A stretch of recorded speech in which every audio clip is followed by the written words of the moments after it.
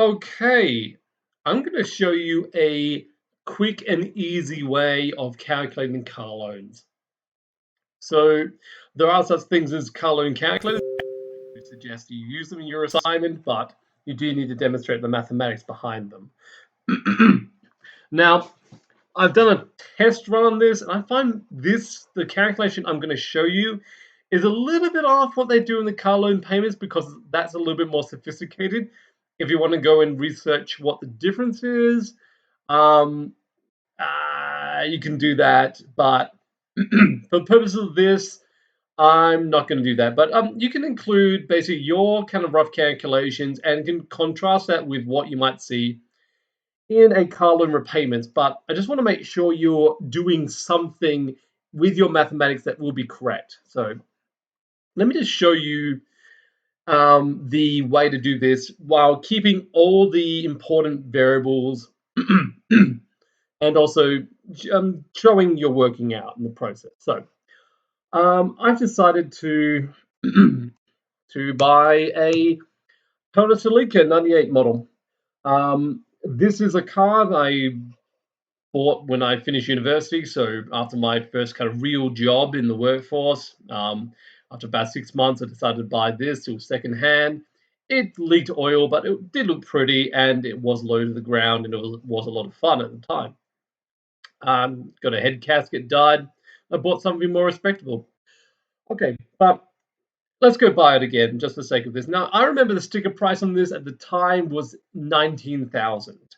Okay, so that's just my example. Okay, so I made that number up. Now, I'm also putting a deposit on that. It's a bit of a funny number, but you'll see why in a minute. Okay, so if the purchase price is that's how much a car is. Deposit is that is I'm going to the basically I'm asking them, all right, I would like you to pay this, and they say, okay, well let's look at your details and all that stuff. All right, so I go to a bank and I want to pay. Okay, I want them to do this loan. They say there's an interest rate of 8.99. That would be suitable for you. I say okay. All right. Um, and I said I'm going to repay fortnightly. I chose fortnightly because I was getting paid fortnightly. That seemed a good way to go. And also, you might notice that you're slightly better paying shorter times and longer times. Okay. Because you end up paying a little bit more a little bit earlier, and you end up losing a little bit of interest.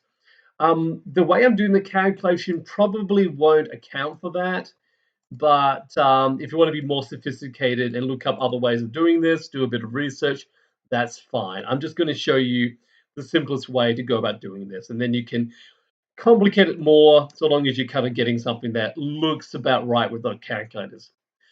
All right, I'm including establishment fee and a monthly loan administrative fee. I got this off someone else's assignment, so I said, hey, that looks like good stuff. Let's include that. And might see why my deposit is a little bit funny. It's because I'm adding all those things together.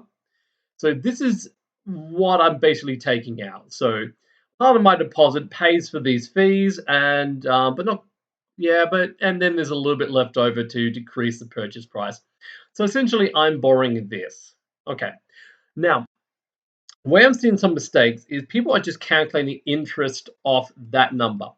Let me show you something. Okay, so I picked this particular car payment. This is CanStar. I put the website up on Google Classrooms a while ago. If you're listening to me in the year of 2022 and doing an assignment for general maths, that applies to you. I often record these for the future sake as well. All right, so I've actually gone and done the calculations for this, and I worked at the fortnightly rate. Now, in my little trial run, I had slightly different numbers, but I ended up with something slightly lower than what they're saying here. Um, and I'll compare those numbers at the end, but I think I'm close, but I'm a little bit off because I'm making a few assumptions. All right, yeah, and you can kind of look at this now. If you look at this, you see your principals decreasing and then your total values decreasing. Okay, so that's also including the interest charges. So you're actually repaying the principal and the interest. But you can see this blue bar is a lot fatter at the top than it is at the bottom. That's because you're not paying the same amount of interest every year or every month or however they calculate it. Typically, it's actually calculated by the day, but you don't need to do that. You can just estimate, and I'll show you how. All right. So and actually this is actually handy dandy because actually it gives you can move this around and see a lot of stuff. But I just wanted to show that one because that sort of explains why the calculation of 16,000 times by 8.99% times by 5 doesn't work. Okay. The simplest estimate is think about this. Okay. You're paying you're taking out $16,000 from the bank essentially with all the fees and charges and all that stuff worked out. Um, this is not staying $16,000 in a bank account accruing interest. It is decreasing to zero over time at a constant rate of whatever you're paying back. We have to calculate that at the end. All right, but basically over 5 years that becomes zero. So about halfway down, so you say about 2.5 years, this number should have decreased to about well, the principal amount should have decreased about 8,000. You're still paying interest, but in that respects, you're not paying at the 2.5 year mark. The amount of interest that's being added is not as much as it was earlier on. That's why the graph looks like this, like the blue part's thinner. Okay, so in that respect, the way to think about this is you can actually go and divide it by 2 because that's a good estimate of how much interest you're paying off over that time. So if I take that and divide it by 2, all right. I'm just wondering how I should actually set this up. Okay, equals. I'm going to put in words, a little bit more words. Okay, so I'm saying 8.99%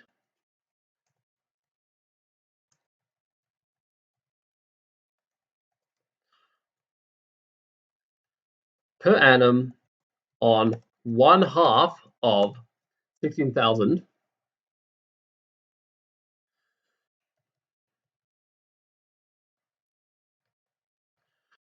for 5 years. Okay. All right. Now, it's actually not quite as simple as that, but we're just going to use that as the roughest estimate we can do. So basically, that would be okay. Interest paid becomes okay 0.0899 times by. Actually, I'll use the x for this. X times by 8,000 times by. Oh, I said I'll use the x, didn't I? 5 years. Okay, let's work out that. Pull up our handy dandy calculator. Sorry, Mr. Carr. Okay, I can also shrink this down a bit. Oh, why have I got that? I don't want that. Clear. Go away. All right. So we'll do that. 0.0899 times by 8,000 times by 5. Okay. Equals 5,000, 3,000. Unfortunately, I can't keep those open at the same time like that. Not while editing it. 3,596. Okay. Okay. So that's the interest paid over the whole life of the loan. I should pay interest paid total. Okay. Not bad. Okay. Then the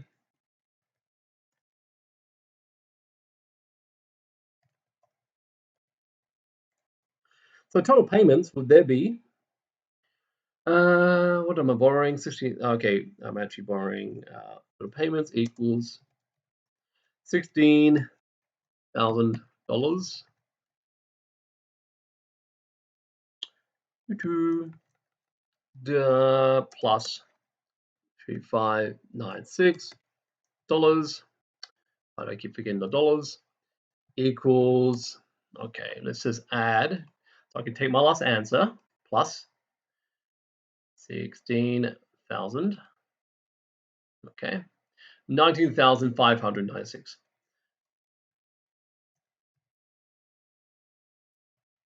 Okay, so essentially that is actually what you're paying back. You're asking for okay.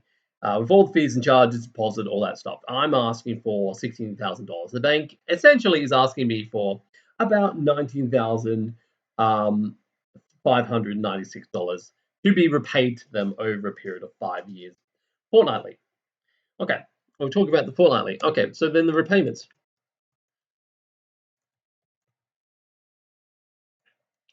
Okay, is 19,596 divided by bracket 50 5 years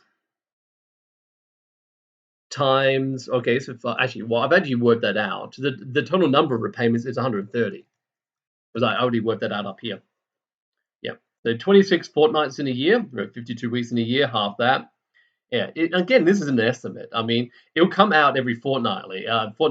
Unfortunately, the months, fortnight, weeks, and years don't line up correctly. So this is another assumption. You can talk about, you can do it all this way, and then talk about this and your limitations and assumptions, and why you're not getting exactly the same as what's on the calculators. Okay, so think about that when you run your assignment. All right, so let's divide that by 130 and see how we go. Okay, last answer divide by 130. Boom. Okay, 150, and I'm going to run it to 151 because they don't seem to like to give decimal values. All right, so 151. All right, let's go and contrast that. Now, did I get too far off? Moment of truth. I forgot what the value was here. 153. Not bad. Actually, last one I did was actually a fair bit off from that. I always seem to be getting an underestimate when I do it this way, but that was not too bad. All right, and that's nice and easy, isn't it? You see, that's that. Probably the bit that's a bit confusing is that why I have to half this. It's because I'm not paying for interest of $16,000 because near the end of the loan, I'm paying interest on next to nothing. So the interest is next to nothing. So the easiest way to kind of adjust for that is just to put it in the middle and halve it because you're paying.